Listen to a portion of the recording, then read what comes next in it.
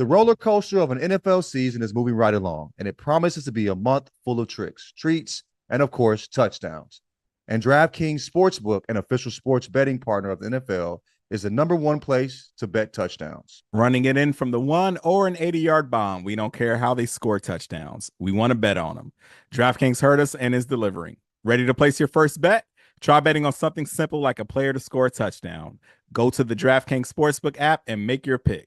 It's hard not to look at player props for Jayden Daniels every week because he is balling out there. Here's a reason for new customers to do a touchdown dance of their own. Bet $5 to get $200 in bonus bets instantly. Score big with DraftKings Sportsbook, the number one place to bet touchdowns. Download the DraftKings Sportsbook app and use code Jenkins. That's code Jenkins for new customers to get $200 in bonus bets when you bet just $5. Only on DraftKings, the crown is yours. Gambling problem? Call 1-800-GAMBLER. In New York, call 877-8-HOPE-NY or text HOPE-NY. In Connecticut, help is available for problem gambling. Call 888-789-777 or visit ccpg.org. Please play responsibly. On behalf of Boot Hill Casino and Resort in Kansas, 21 plus age and eligibility varies by jurisdiction. Void in Ontario. Bonus bets expire 168 hours after issuance. For additional terms and responsible gaming resources, see dkng.co/ftball. Welcome to Jenkins and Jones on the Volume Podcast Network. It is Sunday, October 27th, and we've got a doozy for you. This is I'm pre-announcing the classic episode tag. Yeah. I'm pre-announcing it. You can feel it in the air tonight. We got a weekend sports wrap up with all kinds of good and hilarious news for all of us. As always, Jenkins and Jones, hosted by Dragonfly Jonez, aka Tyler. Hey, everybody, have a good. LaJethro Jenkins, aka John. What's up, bubbas? We're going to make John spit the food out of his mouth at least 3 times tonight. That's the goal of the pod tonight. That's how classic we're trying to make the episode. A lot of spit takes. Yeah. If you don't have, what is that? If you don't have grilled salmon on your camera lens by the end of the episode, it's a salad with salmon on it. I knew it was fucking salad. It's over with, though. It's over with. I'm Guardy B, a.k.a. Mike. Motherfucking Mike. Motherfucking Mike. Oh, he did the fucking hand vulva. Yeah, man. I'm dead serious about this shit, man. I'm full. Got my amino acids. I don't like that. You don't like the phrase hand vulva? I don't. That voice you hear is our lovely and talented producer, Jackson Zaphon. Are you scared of the vulva, Jackson? Yeah. Not scared. So. Just kind of Jackson, not a vulva guy. Are you not a vulva guy? I didn't see it coming. Didn't see it coming either, man. Labia minor only? No.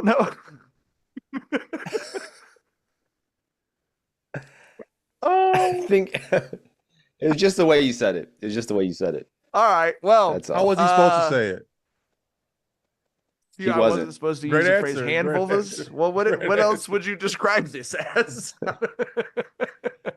Hand parentheticals. Oh, wow. Yeah, I don't know. I got nothing else. All right. The news everyone's been waiting for. We've moved the goalposts a few times. Tyler, Dragonfly Jonez, are you prepared to make an announcement at this point? So to give people a quick rundown on where we're at. I gave up on that Washington fandom a few years ago. But then, Jayden Daniels, looking like hands down rookie of the year, came in lighting it up. The new coaching staff, Dan Quinn, Cliff Kingsbury, are killing it. So, I said, look, this is everything I wanted when I left, right? I said the ownership is shitty. The team name is shitty. The talent is shitty. The coaching staff is shitty. They got a competent coaching staff. They got Dan Snyder the fuck up out of there. They got a name change. I'm not crazy about Commanders still. I still think that shit sounds like a police dog's name. I'm not crazy about it, but it's way better than the other shit they were running with. Way better than fucking Redskins. I always thought that shit was racist, even as a little kid. But I was like, and they got a dynamic young black quarterback. And I'm like, bro, these are all the things that I wanted. Like, if you would have told me years ago when I quit that, okay, all of this shit is going to happen. Snyder's getting the boot. You're going to get competent coaching, and you're going to have a phenomenal rookie quarterback who's going to win Rookie of the Year and be a star in this league. I'd be like, okay, sign me up. And I was reluctant. Hey, Maya, I was reluctant to get back on board. She got the cat waving and shit too. I love her. Hey, spooky season, man. That was very spooky season for me right there. Got the black cat waving at us and shit. Happy Halloween. Yeah. But so they've been lighting shit up this season, right? Like averaging like fucking 33 points a game. Like I said, Jayden Daniels looking like the rookie of the year. They are, hopped out there, number one team in the NFC East. And I was like, I might come back. But I was like, the whole stipulation was y'all got to beat the Panthers. Right. Because those are the games that we always lose. The games that we're supposed to win are games that Washington always just fucks up. And we got some real monkey paw shit that happened that game where they won and Jayden Daniels, had a cracked rib. And we didn't know where he's going to be at. He was week to week, but he came out this week. And I said, okay, Jayden's back. So I am back now. I'm a man of my word. I'm sticking to it. We got Jayden out there not missing time.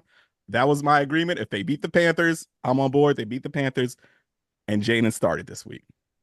And that shit felt like the most Washington ass game I've ever seen in my life when I watched that shit. I was like, of course, when I come back, they go back to the brand of football that I hated. It was just the offense was struggling, right? They only hit 4 field goals before the Hail Mary. And they it felt like they blew the game when fucking the Bears gift wrapped that shit with that dumbass handoff to the offensive lineman that he fumbled. They recovered it. Couldn't do shit with it. Chicago gets the ball back and they blow it on a pass interference. That puts Chicago on the one and Chicago eventually goes ahead and gets what I thought was the game winning score. And I was like, of course, when I come back, Washington goes back to this bullshit. But motherfucking Jayden Daniels. That motherfucker Jayden Daniels, boy. I'm getting emotional, man. God's done miracles on me. He's done miracles on me. Listen, and the whole thing is the commentators were like, Jayden's got a cracked rib. He might not even have it in him to throw that Hail Mary. Because when your rib's fucked up, everything you do goes through that, right? And they're like, they might want to sub Mariota in just for this last one.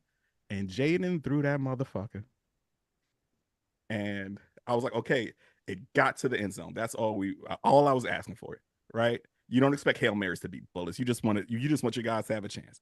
It got to the motherfucking end zone. We saw the scrum around that motherfucker.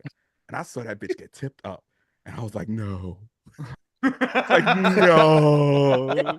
no. And motherfucking Noah Brown caught that bitch. And I was like, oh my God. I fucking screeched in my living room. I couldn't believe it. I was waiting on a flag because shit like this just doesn't happen to me as a Washington fan. I for sure thought the greatest play that I'd seen in a while as a Washington fan was gonna get called back. But bro, it was money. And dog, it's just like I said, I am back. It feels like a new day now. He's back. They're winning the games they're supposed to win. Like I said, today was ugly as fuck. Today was an ugly win, but goddamn Jayden, bro, he's special, man. That kid got the glow, dog. Well, what we said it was going to be a reverse intervention. The relapse vention was successful. Yeah. The relapse vention. He's back on the sauce. I don't think it's ever letting go this time. Not with that guy quarterback. Look, man, I sympathize with you. I sympathize with you about what you were talking about with the fandom. I do have friends, like I mentioned, who are Washington fans. And like I told you, the injuries to RG3 and stuff, I saw the depth of like people still, like my friend texted me, like, I fucking told you when he got hurt in the Panthers game. And I was like, bro, like you have the golden ticket. You have what every NFL fandom wants, a dope, cool, young quarterback. Like just enjoy whatever the next 10 years looks like. You don't win, whatever. You got what everyone is hoping for. And I understand how deep the like hurt and the not wanting to open your heart up to it. But, you had several beat writers say, I've never seen a bigger reaction to the end of a game in that stadium than them winning in that fashion. They actually had, I thought, like the dopest fucking uniforms, the black and golds. Talk about it, bro. Damn, bro. So tough. The all blacks with the gold, with the DC flag on the shoulder. All black with a little bit of gold, bro. Bro, and I love the numbers on the helmet. And the thing is, like, I I wasn't really crazy about it when Bama did it because that Bama shit looks like segregation as hell. That shit, the numbers on Bama helmets look like a whites only water fountain, but with the Commanders, that shit is Jim sharp as Crow hell, bro. font. It's a Jim Crow font on the Alabama shit for sure. Yeah, bro. yeah, but that shit pops with the Commanders, dog. I love the numbers on the helmet. I don't know, man. I couldn't be happier for you. We have to talk about Chicago DB Tyreek Stevenson, who turned around and was mocking the Washington crowd as the play was going on. The Hail Mary, turns around, realizes the play is midway through, runs over to try and get involved, and ends up tipping the ball up like a volleyball setter perfectly for Noah Brown to catch that shit. Hey, bro. I mean, that might be the boogeriest, dookiest shit I've ever seen in sports. I mean, that is brutal. And listen, I've had friends, like we've talked about this on the pod. It was not a fun time to be a Long Beach person when Deshaun Jackson dropped that ball before going into the end zone. Mm-hmm. I've been a fan of dudes who made the biggest boneheaded play of the year, but like, I've never seen some shit like that. He's turned around with his back to the play, talking shit while the play is happening, Tyler. It was, dog, when I saw that fucking, him being the one who tipped the fucking game winner, dog, that is just so fucking hilarious. But that's what's so great about football. It's that I feel like football is a sport where like the karma comes around so fucking quickly in that sport. Like if you talk shit, you know what I'm saying? If you get a completion as a wide receiver and you talk shit, next play you might get cracked going across the middle, right? Like the football gods, they balance the scales very quickly with that sport. Right. And I felt like that was just like a prime example of that shit. I went on there and I snitched on that man on Twitter. I quote tweeted the tweet of that footage. I added the Bears. I added Caleb Williams. I saw that. I added DJ Moore. You know what I'm saying? I added Oprah. I was like, Oprah, I know you live in Chicago. You're a Bears fan. Have you seen this? Like, what do you want Oprah to do, ridiculous. Tyler? I'm just trying to bring awareness. You know what I'm saying? Isn't that what they say? But yeah, I just dog. Tomorrow on a very special Oprah, Tyreek Stevenson, what he's done and his heartfelt apology. You got that man on the couch. I should have added Ayala on that motherfucker. But yeah, dog, bro, that is just so fucking hilarious. Because like I said, that's just how shit works in football, bro. Those fucking scales get balanced so quickly, bro. John, you haven't seen that? You didn't see the clip of him? I saw the clip of it. I didn't have all the context. I was actually driving back from Robert's like people's crib. With his back to the play. Yeah, talking shit to the crowd. I saw some stupid motherfuckers. Like you already. I saw a clip of some Bear fans talking shit, and they were like behind the end zone, and like we're talking shit to like a fan that was like a Commanders fan or whatever, right? Yeah. And so it shows like they make the catch. Shows all everybody jumping around, and it pans back to the Bear fan, and they're like, last time we seen he was like smiling, like it panned back to him. He looked like the kid that was holding a drink in that one meme. Like, yeah, like, you know what I'm saying? Yeah. We need I'm just gonna say this, and I know it was not the best football game. We need Bears Commanders every year. Like until Caleb and Jayden aren't the young dudes, we need this shit every year because that was one of the wildest things I've ever seen in an NFL game. And it was just too perfect. We hopped on right after the end of the Sunday night football game. My 49ers were playing the Dallas Get-Rights. We have been terrible. We've been the worst team at giving up fourth quarter leads in NFL history, I think, through 6 games. Wow. And yet could not manage to give up a fourth quarter lead to the Dallas Cowboys. That's how bad the Cowboys are at finishing the job. I was stressed out. Tyler, you being fully invested back in the NFC East were telling me I should not have been stressed out. Like I texted you, bro, it's the Cowboys. They're going to fuck this up. That's what they do. This is a textbook fucking Cowboys game where they go down, they pull off a comeback, they get, their fans, full and pumped up of fake hope, and they blow it in the final moments. That's just the script. And I found a tweet that I tweeted during a playoff game. I can't even remember which one because this happens so fucking often. You're legitimately should be taught in classrooms about talking shit on the Cowboys. You're legitimately the bard of Cowboy slander. Hey, got a lifetime experience of that shit, man. Forging Thanksgiving dinners with my cowboy uncle and shit. So you were screenshotting. You were just recreationally talking shit to your friends who are Cowboys fans while the game was on. Already, your Hail Mary already in your back pocket. Your friends furious that you're a Washington fan and that they have a quarterback that they would kill to have, and you just randomly getting shots off. Oh yeah. I texted a bunch of the homies like, man, Dak just ain't it. I was like, it must suck to have, questions at the quarterback spot. Couldn't it be me? We are good. We are straight there. That's the best. That's the best feeling as a Washington fan when Washington balls out and like the rest of the fucking division sucks that week. Like that's a beautiful feeling. And for the Commanders to pull off that last minute fucking blast of euphoria right there with the win they had, and for Dallas to just blow it in the final moments, it was perfect. Tyler, what do you think hits harder, your team winning or clowning your least favorite team like the Cowboys, or clowning your friend's favorite team or whatever? It's different with Jayden, right? Because there were times where I'm not getting too high on a Kirk Cousins. You really sound like you're in love, bro. I'm so happy for you. It's sweet. Go on. It's different than the last time. Like I said, like I'm not getting too high on a Kirk Cousins win. We all know the ceiling with that dude, right? So there was a time where just like clowning the Cowboys because the Cowboys look like a legit contender, and I just wanted to shit on all the homies for getting their hopes up. But now with Jayden, bro, like I know it feels like sky's the limit. You know what I'm saying? And I might sound like I'm really happy because a big part of why I just tapped out on the Cowboys, minus all the bullshit that was going on, like I said, with the shitty ownership, the shitty name, the shitty product they were putting out on the field, the shitty way they took care of their talent was. The reason I became a Washington fan was because of my pops, right? Like I inherited that. I wouldn't have signed up for this shit willingly. I would not have signed up to be a Washington fan willingly. Are you kidding me? I inherited that shit because of my pops, right? And my pops passed, and there was a moment where I was like, bro, why am I still a Washington fan? Like, I'm not here for the wins. Like, I would watch Washington games. They'd stink it up, get blown out 33-6, and I'd be like, I watched that for nothing. I can't even, talk to my pops about it. Like my pops is my dog, right? You know what I'm saying? Like that was something we bonded over. You know what I mean?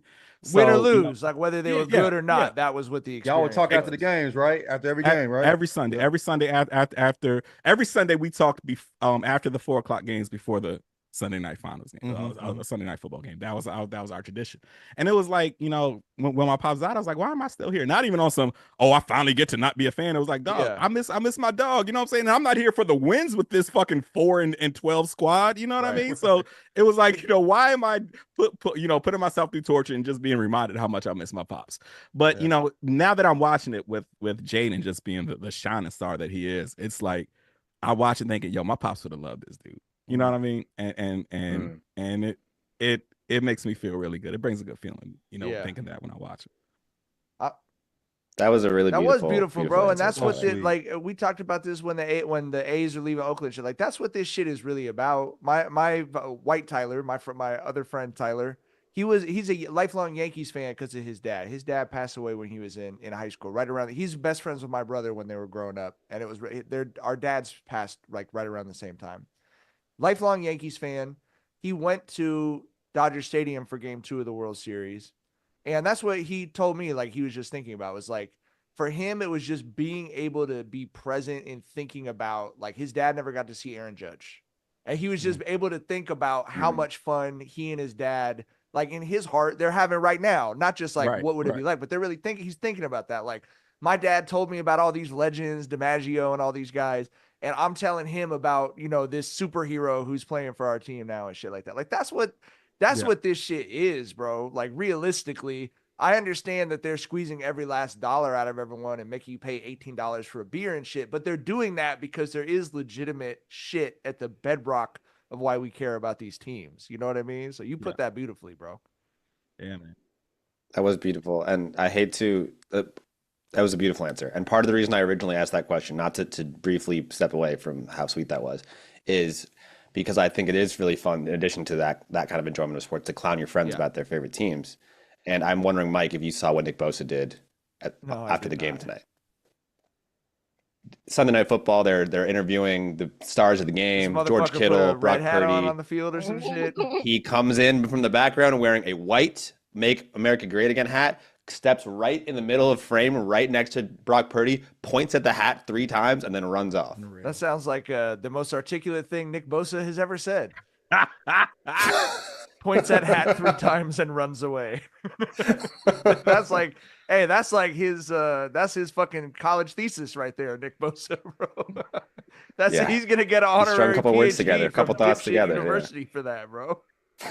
I fucking got my dog. It's tough. It's a tough sucks, look. bro. I mean, it does. Yeah, it sucks. I can't really put it any How other do you way. feel about Nick Bosa, man? I mean, like, Nick Bosa is just like straight up like I don't know any way to describe it other than like a guilty pleasure. I love watching him play. I do genuinely love watching him play. Like not just because he's good, but he's just like I've always been a defensive line fan, and he's the exact type of defensive end that I love. Aiden Hutchinson's the same way, but like the motor, the physicality. We grew up on Javon Curse and Reggie White and all these dudes. Those were like that was what actually pulled me into football. I like running backs and I like defensive ends.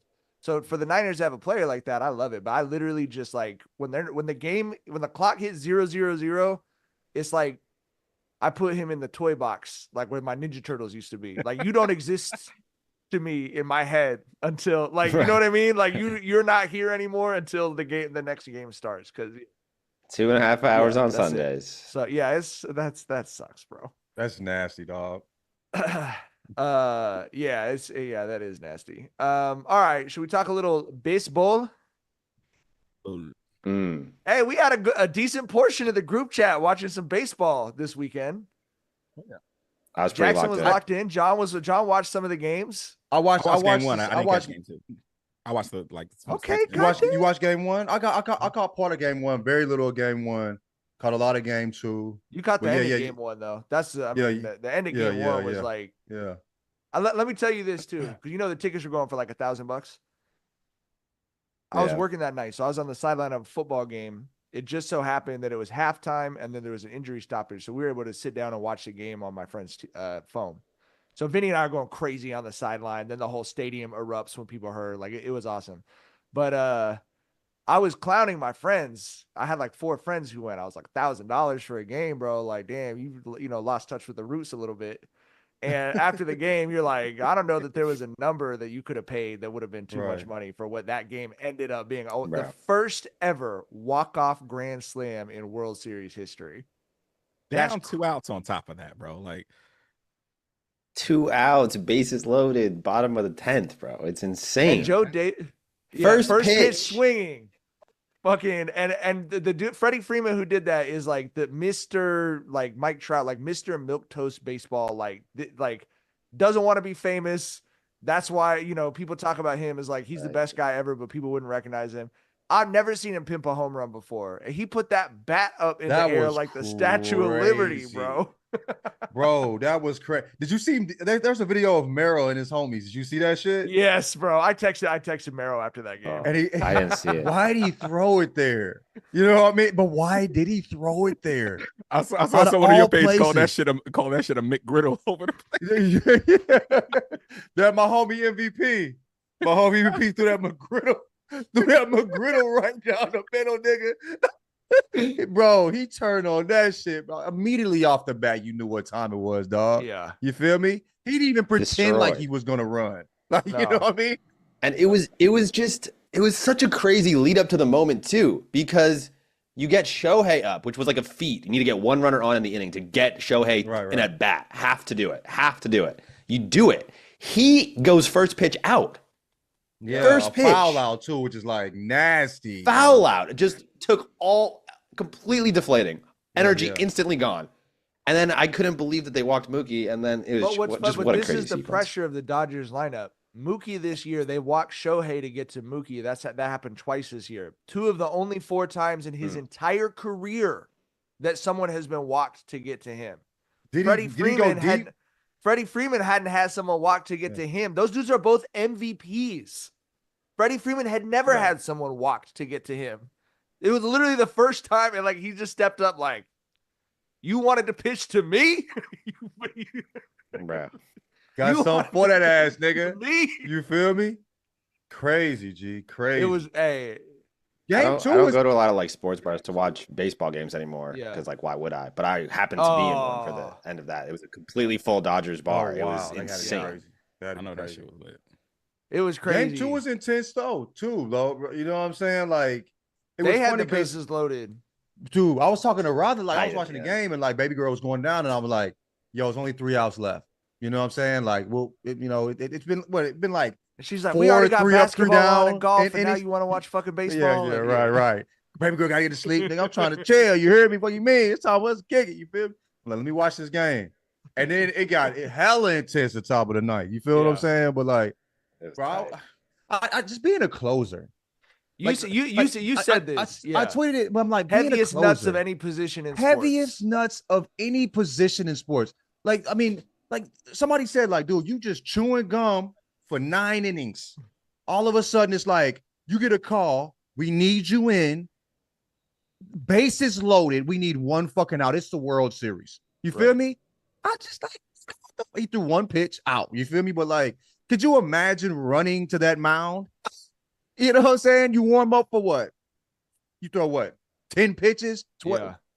12 pitches, and then you go out Right. there and like, I have to get it out. You feel me? Like, It's also I was Pressure. thinking about what I is said I similar would. to There that, would be and pee and pee I and was poo like, poo everywhere if it was me, bro, boo, everywhere, nigga, indiscriminately. barf. All you feel me? Like, Barf I mean, and I just, bro, the ball would The hit the triple fucking vacate. fence. I would the triple it would not be able vacate, to. bro. Fucking barf, pee, and poop all at the same So- time, brother. somebody said they heard him ordering ice cream. They were behind him in LA ordering ice cream, and it was the most confident order he's ever heard. It's like 0 indecisiveness. You know what I mean? Like, but I mean, I think the way you are on that mound, you probably are every way. I don't think Yeah. you can like be a normal human being and then step out as a closer and But see- detach from a normal human being that is self-aware, knowing they're not perfect. But You know that's what the I mean? other thing that's crazy was the way the Dodgers bullpen has been, knock on wood, obviously, because there's still 2 wins to get for them. Like, they've been so lights out, but it's not even like they have one closer. The traditional closer, Michael Kopech, for them pitched in like the 7th inning or something like that. So, Yeah, like, yeah. you know, it was just like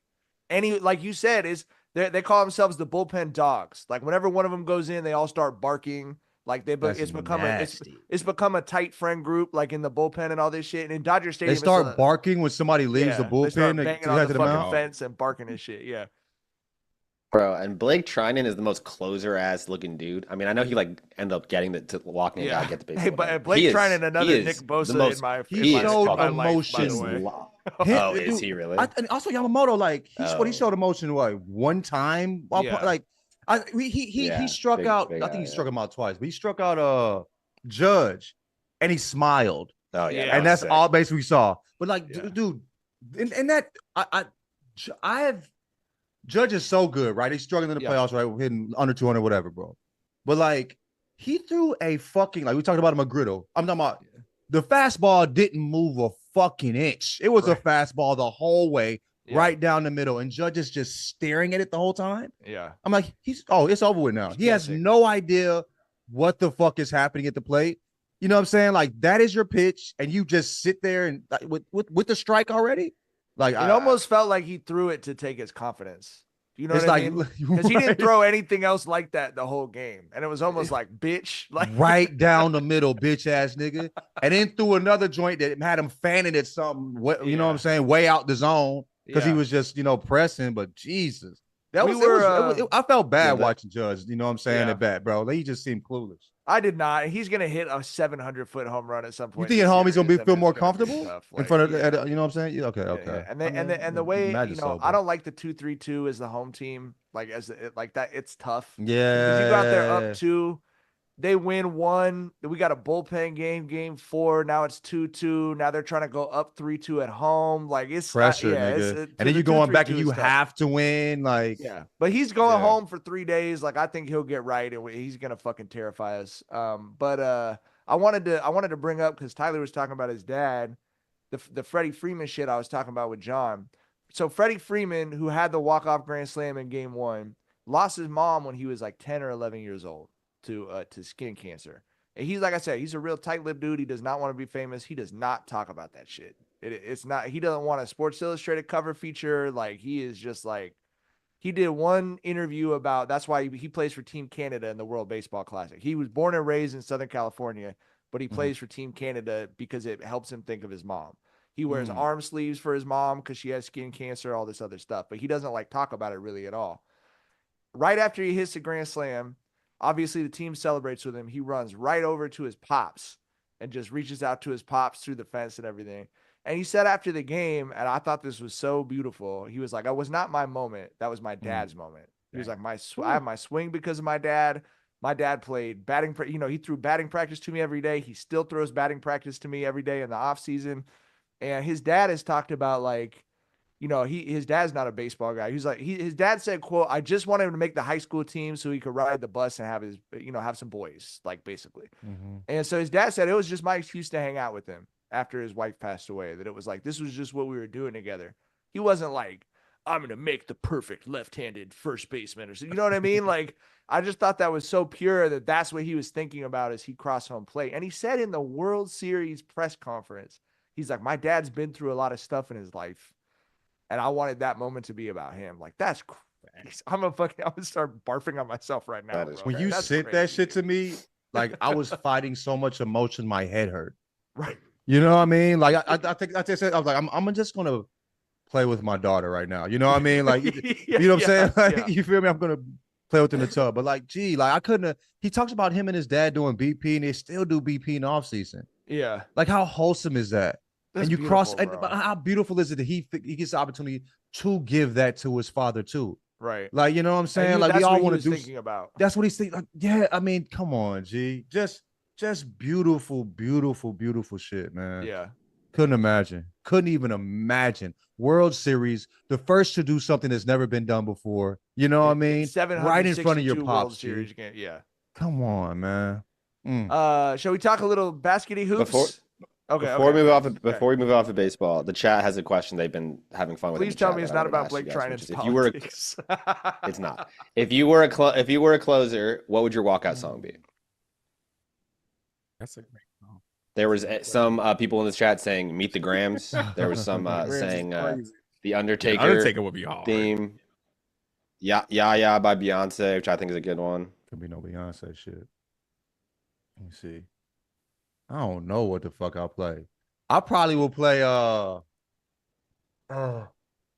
get your 12 white folks and take that shit to trial, bitch. Mr. Big, nigga. Take that shit to trial. Something like that, nigga. I might be, what's kind of hard is when they do when people go, when people go the other direction with it. Like, I might do something off like the Nirvana Unplugged album or something. You know what I mean? I was gonna. I almost said "Come As You Are." Almost kind of creepy. Like, where did you sleep last night or some shit that's just like. Yeah, like how they're doing all the Batman. Kopech has one that's like that. That's like a low, like slow, like Southern type of a song. It's Yeah, I would want my song to like talk shit though, bro. I'd want something like Ludacris, go to sleep, ho, go to sleep, ho. Like walking out to that, like that would be hard. That's tight. Even though, we probably could not play that in a fucking MLB stadium. But I don't know. Yeah, they play a lot of shit at this point, bro. I don't know. No. They play a lot of shit.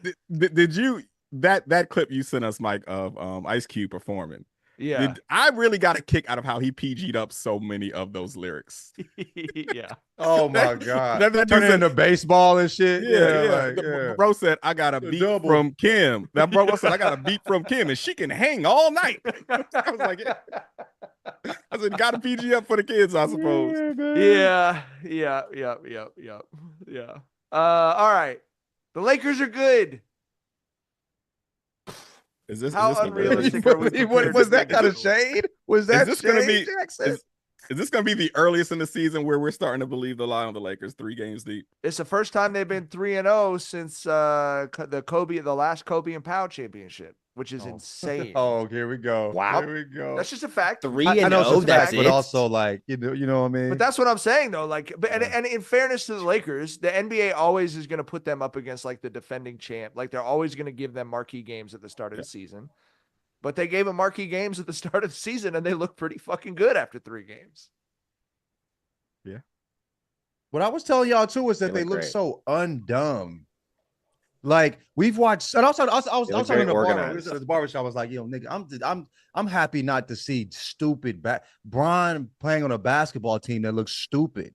You know what I'm saying? Like that's jarring. Yeah, I was so frustrated watching for him.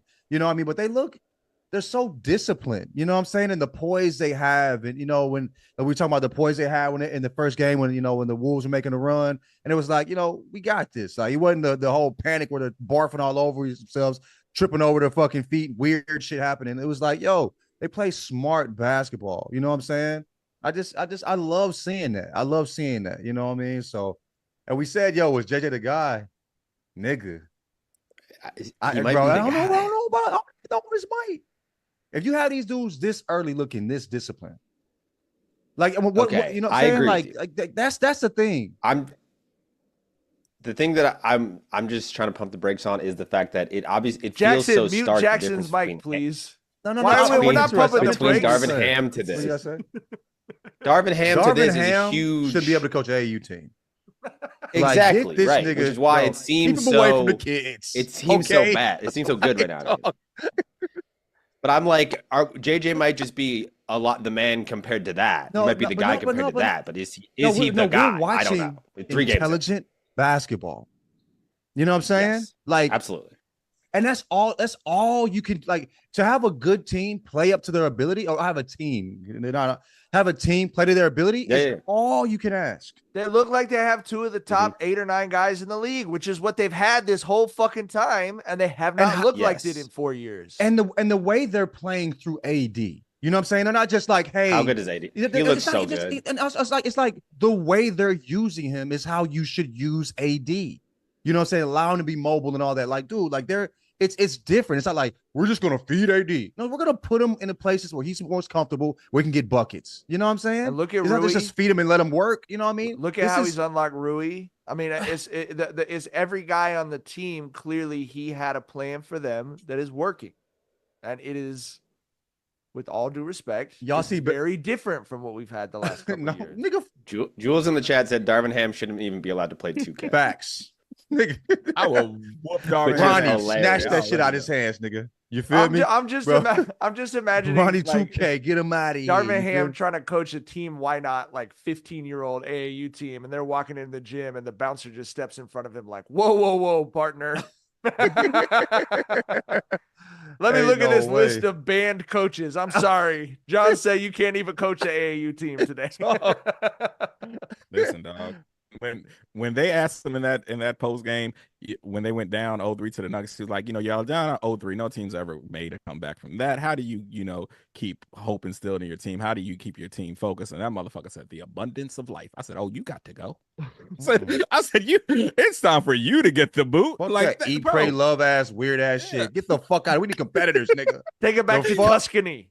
And that was such a positive thing to say, but motherfucker, that's not the right answer, dog. We need a nigga that's gonna kick the motherfucker in the pit like 300. That's who you need coaching a fucking team, nigga. You feel me? And that's who I thought he was, bro. His intro press conference, he's talking about getting shot in the head and all the shit he's been through. And the way that people talk about Darvin Ham, who like know Darvin Ham, are all talk so positive. But it just seemed like he came out the other side of that experience. Like, I didn't sense it. Like Tyler said, bro.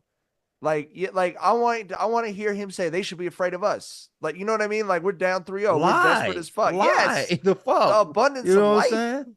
Like.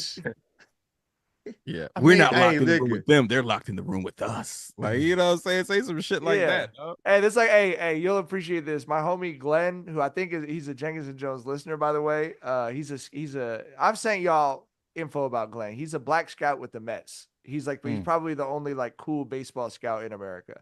Glenn, he's a Raiders fan, and he posted some like, I choose to believe about the Raiders playing the Chiefs today.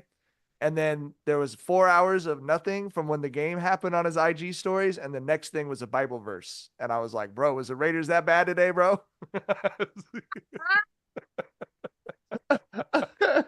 Yeah, we went right to Ephesians right after the game, bro. Hit Ephesians up, nigga.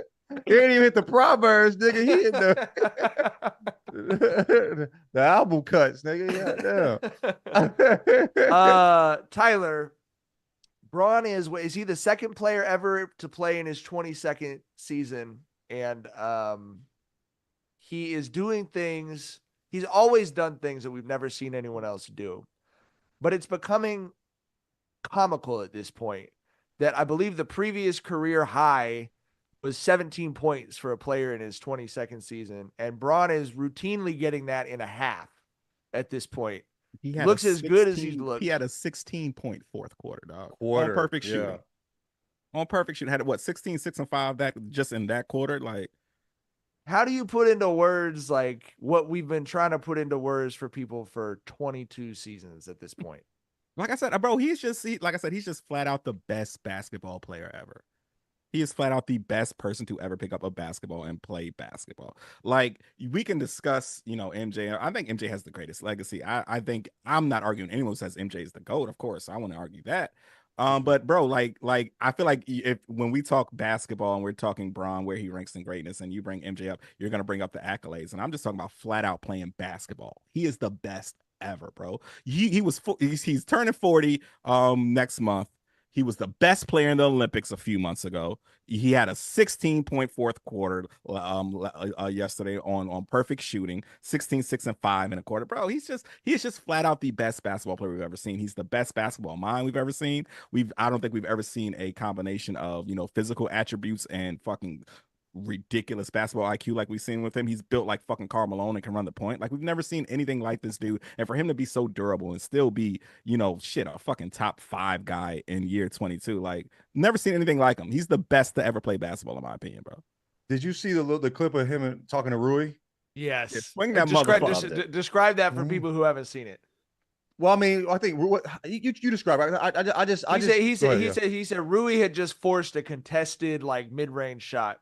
And as they're coming off, Braun says to him, I just hit swing 10 that in a row. motherfucker. I just hit 10 in a row. You're jacking up a contested mid-range. Swing, motherfucker. That's the part. I didn't know that the full context. I just saw like he was like, swing that motherfucker. I just hit 10 in a row. swing.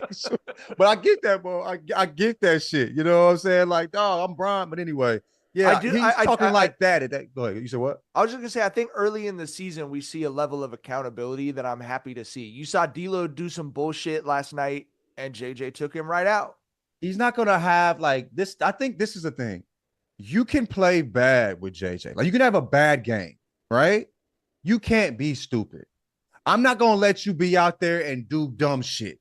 You're going to learn something today, motherfucker. You feel me? I don't give a fuck what you did yesterday. If you out here doing stupid shit, there's no room for it. And that's what I mean.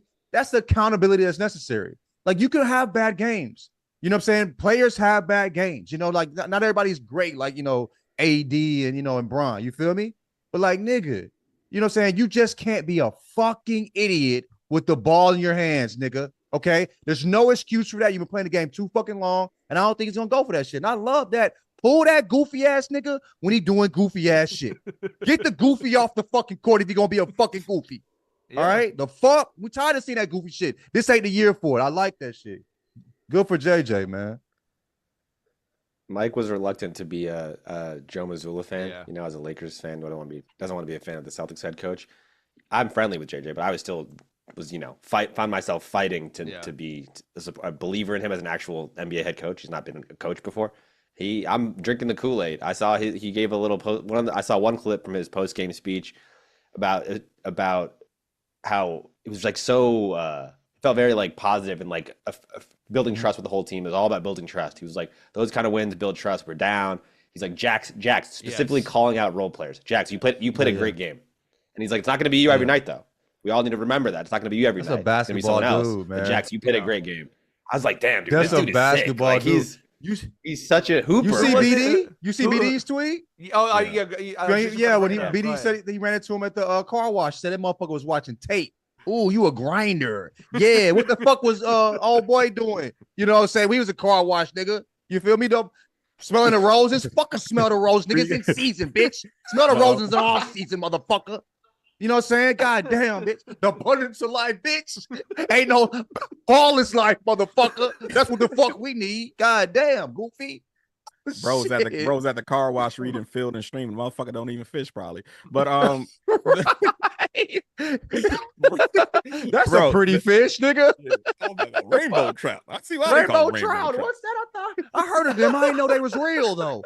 Get this nigga the fuck out of here. Yeah, but to go back to that Braun quote to Rui, I feel like that is kind of an embodiment of why I also think he's the greatest basketball player of all time. Is because LeBron is a system, bro. He is a system. When you play LeBron, you are going to play LeBron basketball. And that brand of basketball is there's going to be, you're going to space the floor. You're going to pass the rock. You're going to, commit to defense. You know what I'm saying? You're going to make your cuts. You're going to move it out the ball. You're going to get to your spots. And you're going to trust the system to find you. And you're going to cash out when they do find you in a good position. You know what I'm saying? And that's what Brown was on, bro. Like, Brown, you notice he didn't say, get me the rock. He was like, swing that motherfucker. Keep him moving. Right. That's LeBron basketball, bro. So yeah, and that's what we've seen. Like, we haven't seen a lot of forced shots. Like, if they miss it, like they got the shot, they get open shot, they might miss it, but they're taking good, smart shots.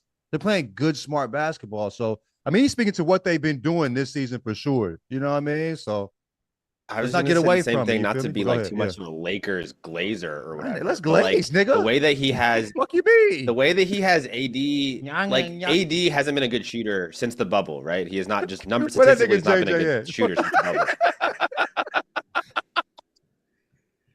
bubble. Somebody send me the Addy, nigga.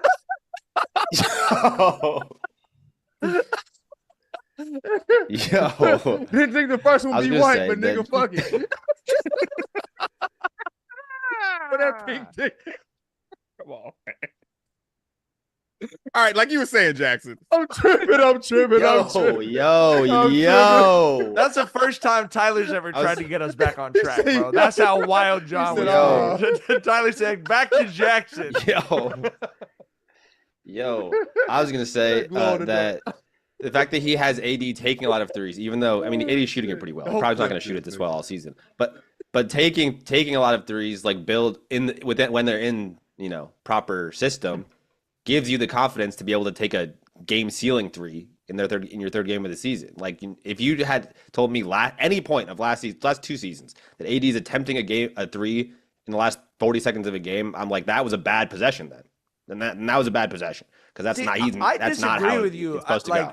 I mean, I see what you're saying about the last couple of years. AD hit a game-winning three in the fucking finals. Like, you know what I mean? Like, he has that in his game. Oh no, for sure. They got so that's far why away I'm saying that. Like, it's good that that he's sort of rebuilding that like willingness. You got to be able to take him if you want to make him. Like, so but to your point, like he was being so misused in my opinion. Yes. To see what JJ has him back on. But to me, I'm seeing it not like he's building confidence. I'm seeing it like he's using the toy gun to fake shoot someone. Like, he's using this player the way he's supposed to be used, for sure, as opposed to the round square, round peg square hole shit that had been going on.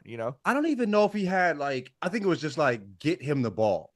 That's what it seemed like. The end goal was give him the ball. Yeah, it was like, like not putting him in positions that'll make him, like you said, make him like where he's comfortable, where he's the best at. Like, I think like JJ understands basketball, but he also understands like the science of it. It's a balanced approach, you know what I'm saying, to planning for a team, you know what I'm saying? So I think he's you can see it when they're playing. Like, players are where they're supposed to be, shooting from the places they should be shooting from, not doing dumb shit, not being forced to do things that they're not comfortable doing or they're not built to do. You know what I'm saying? I tweeted this, but like, I have felt like I had sort of lost my love of regular season NBA basketball, and it turns out I just needed the Lakers to hire a coach, bro. Like, I'm so tapped in at this point. But it's to your point. If they're playing hard and they're not playing dumb, like, it's cool that they're 3-0. But if they lost all those games by 1 point, it would still have been enjoyable basketball to watch. Bro, like, crazy enough, I forgot how important the coach was. You know what I mean? Like, I didn't think it could be. I didn't think it could make this type of difference. You know what I mean? I didn't think JJ could make this type of difference where you have the same players and they look like a different team. Yeah, it's shocking how different they look. You know what I'm saying? Yeah. So like, yeah, G. Okay, what's the craziest? We'll go around the horn. What's the craziest prediction about the Lakers you're willing to make after they go up 3-0, or after they start off 3-0? Really crazy? Don't Tyler, don't do it. Don't do it. Do it. I already went off the rails, nigga. Bring us back to reality. Other than the prediction that JJ Redick's gonna break up John's home, what? Nah, I mean, I'm still tempering my expectations here, even though they do look incredible. But there's still a part of me that is like, bro, Like been saying this shit for Tyler. years. I've been saying this shit for years. Bron and AD on their shit. When they're on their shit, they're the best duo in the league. And I really think everything else can fall into place if you got that, and especially if you got a good coach like JJ is looking right now. But I'm still tempering my expectations, man. I'm not gonna hop out there that crazy. Let's tap back in after the end season. I think we're coming out the West. Wow. And I'm not going to say we're beating the Celtics, but I see no reason why we can't come out the fucking West. I think they'll make. He's going to have limbs, Chet Holmgren's various limbs hanging off of him like fucking trophies, bro. I don't think the West will be as. I think the teams at the top will be young, which makes them beatable. You know what I mean? Yes. I think they will. You know what I mean? I think we can make it to the conference finals for sure. But like make it out the West is. I'm not there yet. I want to be there though. Before I didn't want to be there. I didn't want to lie to myself. If you look at their next 5 games, the record could be crazy. That's all I'll say. You know what I mean? And it's to Tyler's point. This is how like sports goes. Like, okay, you came out and beat the Suns. The shit like that's great. Now you're probably gonna you're probably gonna lose to some teams you shouldn't lose. Yeah, to. see how this 5-game road trip tastes. Suns. Just wait till you get to Suns, Detroit. Cavs, and then Raptors, Pistons, Grizzlies. You know what I mean? So you're looking at 6-2, 7-1. First 3 wins are solid though. They got the first 3 to kind of make us feel like they can play people. You know what I mean? They could be good teams. So yeah. I don't know, bro. I want to see them. I want to see them play Denver. Yeah, I want to see them play Denver. Denver. I want to see Denver. I've watched all the Nuggets games. The Nuggets look tough right now, bro. Denver. I want to see them play Denver. And I mean tough as in like they do not look like a good basket. Like, they look like they're trying to figure a lot of shit out right now. I mean, this is early, but yeah. I want to see them play OKC, and then we'll see what's up. I mean, they fucking ate OKC's lunch last season, but this is a different OKC. I mean, this is they're a year. Yeah. So yeah, shit. Like I remember lots of Lakers fans wanted OKC instead of Denver. For sure, yeah. I'm just gonna say this, and someone will clip this shit out if they lose to the Thunder in the Western Conference Finals or whatever. I don't give a fuck. Like you got Bron and AD. You can't be scared of a team trying to go to the first finals. Like you can't be scared of a young team that's more talented and deep than you. That can't be. You know what I mean? They could beat you, yes, but it's not gonna be what scares you. If you're looking at LeBron James, like Bron beat you beat the Thunder a whole generation ago. You know what I mean? Like an entire era of basketball ago, you destroyed the Thunder's fucking franchise. They have been trash and have rebuilt since then too. Like wow, twice. Yeah, crazy. I don't think they'll be afraid. I don't think that team is full of veterans. They're not going to be afraid of anybody. Yeah. But I just want to see how the Thunder are playing. I want to see if like SGA's taking the step we think he'll take. They look good. You know bro. what I'm saying? I've watched one Thunder get. They look really fucking. I haven't good. watched them yet. So yeah, I want the whole Nuggets could take down the Thunder shit. I say we're only 3 games into the season, but I'm already walking back that aspect of my NBA preview takes. I would put it like that. Yeah, I hate how the Westbrook experiment is going in Denver though. I'm already, you know what I'm saying? It's already bro. One of my favorite players ever. One of my 5 favorite basketball players ever. Yeah. When an experiment produces the same results several times in a row, you have a conclusion. You have a conclusion from the experiment. He looked. Yes. But he looked decent with the Clippers. The Clippers is such a unique situation. Yeah. With the way their superstar was. You know what I mean? Like, yes, I understand. But the thing about Westbrook is he's a good player, but in very particular situations. Even at his best, even when he was, MVP, all that, he had to be in particular situations. So I mean, but I still hate it. I still hate seeing it. I still hate how people talk about him. Yeah. I feel like Mike Malone gave him the kiss of death that we've seen so often with Russ in that post game where he said, "We just want Russ to be Russ." I'm like, oh, I've heard that so many times, and nothing good comes after a coach or a player says that. Like that was game 2, bro. Yeah, he said that shit after the second game. We just want Russ to be Russ. So like that had me thinking like, bro might not finish out the season with this squad. Like that's the read I got on that dude. Well, because if you're the Nuggets, you're in the. I mean, this new CBA is real interesting, bro. You got to look at this. Like, you have to maximize Jokic's window. And again, it's only a couple games in, but you can't look at that Nuggets team and think that they have what they need right now. I mean, I just don't see how you could think that. And I would love to see them, see the homie be on a contender, but they're going to need to figure some shit out. Also, they don't want Russ to be Russ. They don't. Russ has to not because be the Russ. other part of the quote that he brought up that Michael Malone said he said it's not just going to be the Russell Westbrook show, but we still want Russ to be Russ. They want Russ to be explicitly someone other than Russ. Doesn't sound like they really want Russ to be Russ. They don't want Russ to be Russ. They don't. So yeah. Not 2024 Russ. Right. 2016 Russ, but yeah. Shall we talk about the Dwayne Wade statue? Oh wow. Gentlemen, y'all ever seen Tremors? With the worms and shit?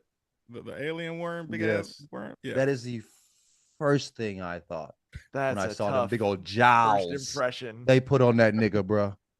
I mean, his head they didn't get the head shape down. Like, not we ain't talking about the features, the shape of his head. What are you on, bro? You know what I mean? That's an embarrassment. Not D Wade. Like, come on, G. What? I'm talking about. Show the. We got to see the front view. I saw the front view. That's what John said. Of, you know what I'm saying, with the extra. You know what I'm saying? Come on, bro.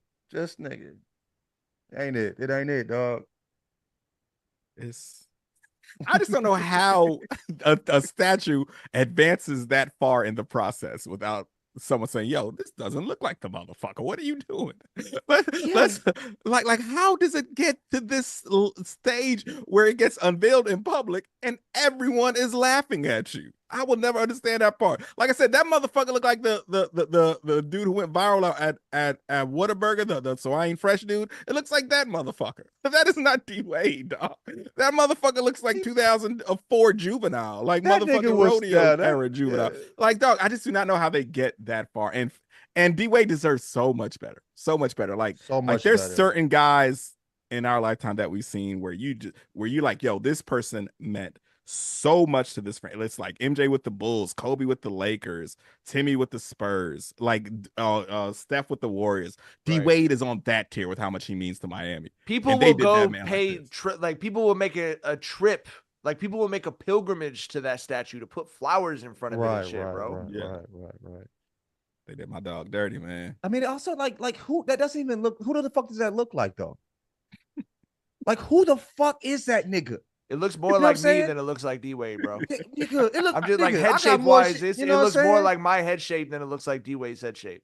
Like, dog, you feel me? Like, I just like you're saying, Tom, like, what is the point where, like, is there like a progress, report or some type of situation where you're like, yo, this is where we at right now. Nah, run it back. Take some of that cheek off that nigga. I don't know who the fuck that is. You feel me? You know what I'm saying? Hey, like, and when also, like, does he have references? Shave some jowl off that nigga.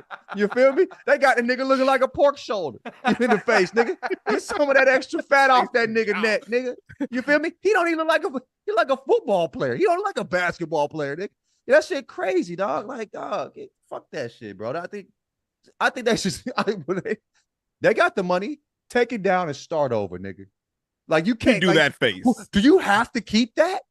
Do you have to? Like, no, I don't think you have to. I don't think like, so. Bro, run it back. I feel like we've haven't we heard of them doing that before? You remember when Mark Cuban rolled out the prototype for the Dirk statue, where they had the trajectory of the basketball, but they also had it.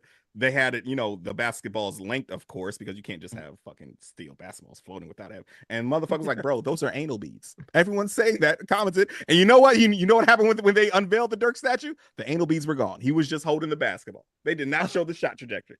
So dog. They left that to the imagination. Yeah. So I don't know. Yeah, they got to take that motherfucker down and give him a new face, dog. And the whole thing is them taking the whole D Wade, this is my house moment. I'm like, bro, that's so perfect. That is so perfect. They fucked it up, man. Imagine your partner gets a fucking statue made of him and you got to offer him condolences, bro. Oh, show dog. this to I wonder how I real. saw I the wonder how statue real those unveiling, text bro. messages are in D-Wade's phone right now. Oh, I know bro, J.R. man. Smith is probably keeping it 100 with him right now. I know. Probably Udonis is probably shooting straight with him too. But yeah, bro, like Imagine getting a statue and having the first thing you say publicly be, "Who is that?" I mean, like, oh man, who is that guy? Like he was amazed, but I think he was low key asking, who the fuck is? Who the I fuck think is he this was literally nigga? like a little bit, Bro, little part of him was like, I "Who think is if that?" you say that looks like D Wade, you disrespected D Wade. If I was D Wade and somebody said, Oh, I'd it's be a like, diss for nigga, sure. nigga, that's bro. Come on, G. I mean, D Wade's a pretty he's guy. a He handsome doesn't. man. I mean, Like, that what would. the fuck is you on with this They shit? turned This him into a nigga. predator who had his mandibles broke off, bro. Tried to get through a crevice that was a little too tight. Left those mandibles he like him back breathing there. underwater, nigga. You know what I'm saying? Get this motherfucker out of here, dog. No. You feel me? He looks aquatic by the fucking jaws, nigga. Fuck you mean? Go Hey, he on with looks this like he's nigga. got a krill processor in there, bro. You feel me? Nigga. Oh, man. Krill, brother. This nigga got gills, man. Oh, Get my this, God. get this Aquaman looking motherfucker out of here, dog. It's just, bro, it don't make no sense, G. I would say this about seeing statues get made for athletes. When we would go to museums, because I always love going to an art museum, but I always like looking at the paintings because the paintings to me were like unbelievable. And the statues I would just walk by. Like, it just looks like a dude, bro. Like, cool. It's a guy. I've seen guys before. Like, you know, it's not a big deal to me. Like the Venus de Milo, like, okay, it's a woman's body. Like, that's cool. But they've really made me appreciate how dope ancient Greece's sculptures were, because we got all this technology, all this photo reference and shit, and we can't make a fucking statue of a basketball player that there are literally millions of images of floating around on planet Earth. And this dude, Michelangelo, would just sit there and make a guy that looks just like a guy. Like he really looks like a guy. I think, okay, even if you look at buildings, you know what I'm saying? They're nowhere near as ornamental as older, you know what I'm saying? Older buildings are, you know what I'm saying? They're like, the older buildings are way more elaborate in design. You know what I'm saying? They have real, you know, the handiwork was real quality, right? You don't see that even now. Like we got all, I think the tech is the problem. We got all this tech. Motherfuckers can't use their hands. Well, motherfucker, if you can't use your hands, get a motherfucking machine to do it, bitch. You know what I'm saying? Then they come, oh, I'm trying 3D print the D-Wade statue. Exactly. The dude said, we're trying to do the best we can do with human hands. Well, human hands are fucking trash in 2024. Get the fucking 3D printer out, my nigga. Because what you just did is a fucking abomination. It's an abomination. That ain't even a fuck. That's barely a human you got up there, let alone D Wade, nigga. You know what I'm saying? A god tier human. Get this nigga the fuck out of here. Don't let him touch. Just put him in the same place you put what's your boy, the coach, old coach of the Lakers. Keep him away from statues like we keep him away from basketball, my nigga. You know what I'm saying? You fucking mean? They said he's done multiple statues. You just go into someone's garage and it's just the D-Wade statue and Darvin Ham just sitting there with his hands in his pockets. Right. And the nigga that made the statue with that motherfucker there too. You know what I mean? Put that nigga there with the weird ass. Keep him away. That is Darvin Ham just watching him fuck the statue up for 2 years straight and never calling a timeout once. Right, bro. I mean, like, this is, to me, this is so bad that I would question his quality. I don't care what he's done in the past. This is such a bad quality statue that I'm like, dog, like this nigga might not be the nigga no more. You feel me? Yeah. Like he's washed. Kind of makes you question what D Wade looks like. Like did I forget what D Wade looked like, nigga? I've been Mandela affecting what Dwayne Wade's face looks like. Golly. All right. We're going to wrap up with our Booger Boys of the week. I will go first. My Booger Boy of the week is Nick Bosa. Fuck you, Nick Bosa. Good one. I looked at my phone. I got a bunch of texts. I know what those texts are on about. your head, G. I should be able to just enjoy the Niners beating the Cowboys, Nick Bosa, you fucking motherfucker. Tyler, who's your Booger Boy of the week? It's on the same shit as you with the MAGA shit. Did y'all see that that Texas Tech kicker? Oh, nasty. You see that shit? Okay, tell the people who've been off the internet though. Yeah, Texas Tech kicker. He lines up for a field goal. They do a fake field goal. They flip it to him. He runs it in. Hell of a play call. That shit's on college football on PlayStation. I'll be running that shit sometimes too. But but they toss it on that shit. They don't run it in. But yeah, so he ran it in. He got the score and he pulls his jersey up. This motherfucker wrote with a Sharpie on a t-shirt like MAGA Trump 2024. And it's He made the same shirt I made for my band in 9th grade, bro. He got a black Sharpie and a white undershirt. Yeah, and so he pulled that up. He showed that shit off, and then the funny shit though, okay, that was a big moment. Y'all pull some trick shit. Kickers don't have too many big moments. I get you wanting to make that moment about you in whatever capacity, even if I don't fuck with what you're saying. You know what I'm saying? I understand as an athlete how you were like, yo, this is a big moment. I'm probably never gonna fucking score again as a score touchdown again as a kicker. Let me have this, right? I get that, okay. But then later in the game, the motherfucker blows a field goal. A potential game-winning field goal. He blows it. I think they're only out for like 28 yards or some shit, and he blows that. So, yeah, man, fuck around and fuck. Like I said, bro, the football guys, they balance those scales quick as fuck, though. That was the first thing I thought of when you said that shit, too, because he had like 4 whole minutes of enjoying that moment. Yeah. John, you're Booger Boy of the week. Me, nigga. I was tweaking about that JJ shit, nigga. You might have got yourself in trouble, bro. I got some apologies to make as soon as I get out of here. Sorry, I won't be the one making an apology to your mother after this episode. Mama, don't listen to this one, dog. I might have crossed the line, dog. Mom, we didn't record a show on Sunday this week. Don't you always record a show on Sunday? No, no, not this week. Not this week. Not this week, mother. I'm sorry, mother. Jackson, who's for the chat? We need your community Booger Boy of the week. Oh yeah, who's the chat? Just a reminder, we went back to Booger Boy from Dookie Butt of the week because of the video of Aaron Rodgers eating a booger on the sideline of a football game, which he then had the audacity to say was a bad angle. Oh, he actually defended that shit? He actually said he didn't eat the booger. He said he admitted to picking his nose, but he said he did not eat the booger. I saw you put your finger in your mouth. Where'd the booger go? You know what I'm saying? Me to believe you picked your nose, pulled a booger out, put your finger in your mouth, took your finger out of your mouth, and you didn't take the booger off your finger? You were just scratching your tongue or something? So you just tasted the booger. You just wanted the essence of the booger. Bitch, fuck you. Trying to say you went to a booger tasting like it was a wine fest or some shit. Like just switch the booger around. You know what I mean? This is a 19. We have to spit it out. We're just savoring the flavor. Fuck you. Spit the booger into the booger goblet, into the spitting goblet. Jackson, who's your Booger Boy of the week? My Booger Boy of the week is the same as Josh's. Josh is in the chat right now. What's up, Josh? Echoed mine. What's up, Josh? Which is Tony Hinchcliffe, who is a comedian I've never heard of, who spoke at a Trump rally. Okay, that makes sense. All right. Tony he spoke at a Trump rally, and he was like doing jokes, doing political jokes, doing political comedy.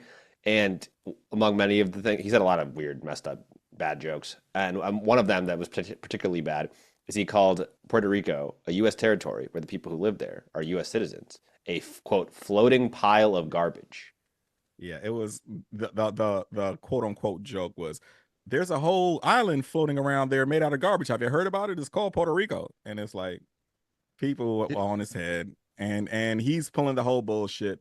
He's defending himself online, pulling the whole bullshit. I'm a comedian. I have the right to say what I want to say, blah, blah, blah. And it's like, dog, first off, the shit wasn't funny.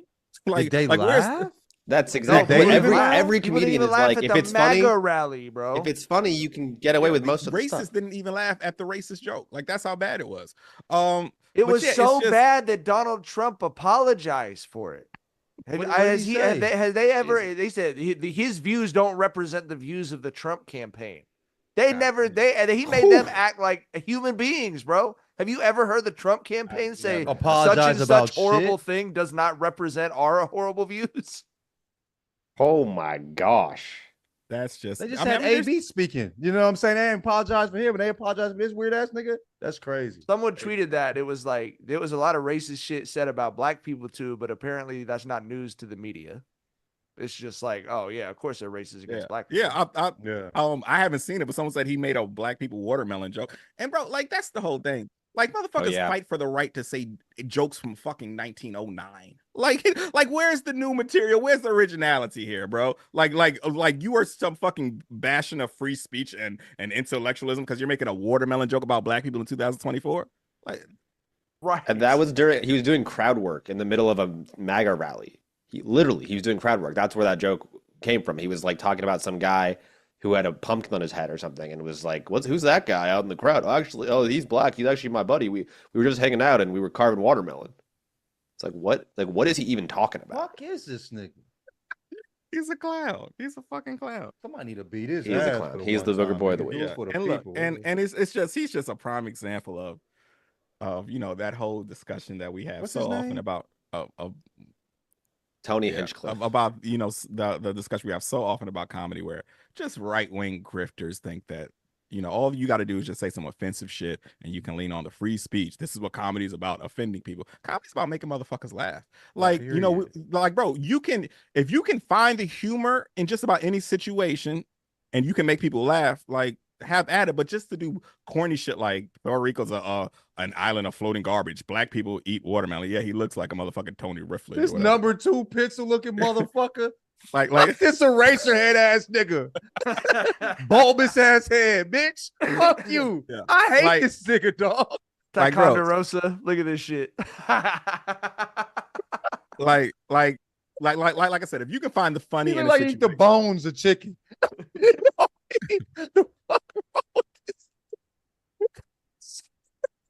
This thing, bruh, look at this weird ass nigga. What the fuck? They let him say, nigga, shut. Fuck that nigga, dog. Yeah, and the whole thing is like the whole leaning on the people are just so sensitive nowadays. That's not true. You're just not fucking funny. Because like we've talked about Patrice O'Neal frequently on this podcast. The motherfucker had us laughing at football players getting paralyzed as kids. Because you know what? The butt of the joke wasn't the kid who got paralyzed. The butt of the joke was how barbaric football culture is, right? That was the punchline. He had us laughing at abused puppies because the joke wasn't the abused puppies. It's how crazy white women go for abused animals, right? Like he was finding the funny. Yeah, he was finding the funny in just about every situation he touched on. And lots of these motherfuckers just aren't funny. Like Puerto Rico's an island of garbage. Black people carve watermelon. So where's the humor there, dog? Goofy ass nigga. There's no humor in that, bro. Who is our community Booger Boy of the week, chat? The chat Booger Boy of the week is Lil Durk. Oh, he's cooked. He's cooked. Happened? He was arrested for allegedly doing a murder for hire. Oh, I saw this shit. It was like 10 people involved in this, and the dude is still alive? No, well, the dude, Quando Rondo's cousin got killed. That's who he's getting sent up for. The motherfucker sent the people that the FBI are saying killed him. He sent them from Chicago. He flew them from Chicago to LA on his credit card. The motherfucker was setting up hits. Rental cars, hotel rooms, flights, setting up all on cards in his name. That motherfucker is cooked, dog. He's done. He's out of here. Do you remember that video, bro? On a credit card? Heartbreaking.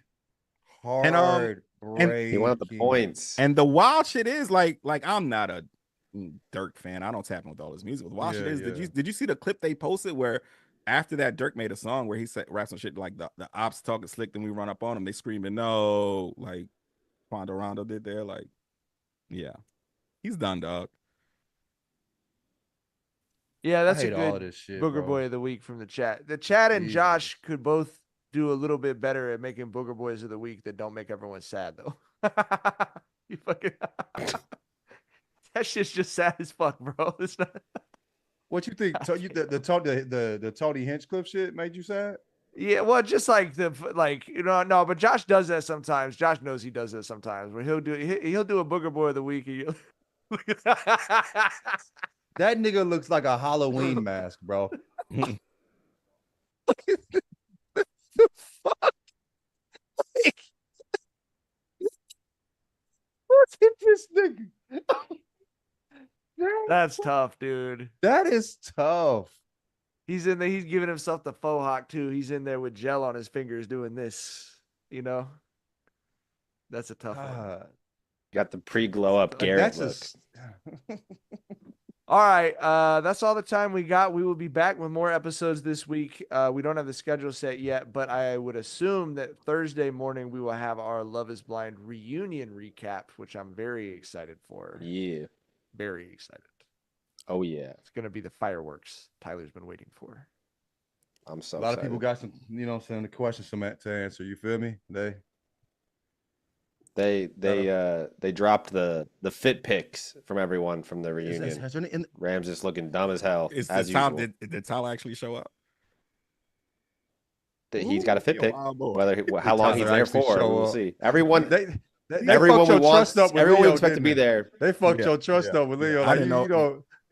I mean, we'll see who's there for how long, but they posted pictures of like all the main people. Plus Tyler Leo, showing up at this reunion is like taking the stand in your own defense and like a murder trial. Like, just unadvisable. It's like it I might love appeal to you, but you shouldn't do it.